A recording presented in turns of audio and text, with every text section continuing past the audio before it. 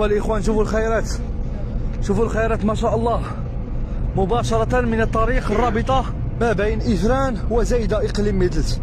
الخيرات ديال تولوز ما شاء الله تبارك الرحمن الإخوان. اليوم ثلاثاء 18 نوفمبر 2025. بارك الله والصلاة على النبي والخير ما شاء الله، تبارك الله تبارك الله تبارك الله. الدنيا كلها ولات بيضاء الإخوان.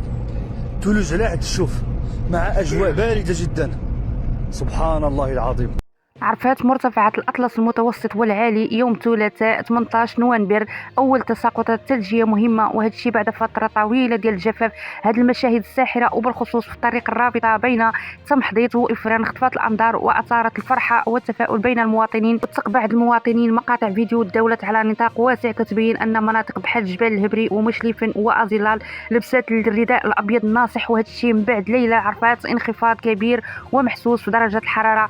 هذا الثلوج المبكرة كتعتبر مؤشر ديال الخير على هذا الموسم الشتوي الواعد بالتساقطات المطريه والثلجيه، خاصه بعد موجات ديال الجفاف اللي عاشتها بزاف ديال المناطق في المغرب خلال السنوات الاخيره. هذه المشاهد الطبيعيه نقيه جذبت بزاف ديال المره والرواد المواقع الرقميه اللي اشادوا بالجماليه ديالها وبالعوده ديال الثلوج لمرتفعات المملكه. بالموازاه مع هذه الفرحه ديال التساقطات دعت السلطات المحليه ومستعملي الطريق بالاخص المقطع اللي كيربط بين تمحضيط وافران لتوخي الحيطه والحذر.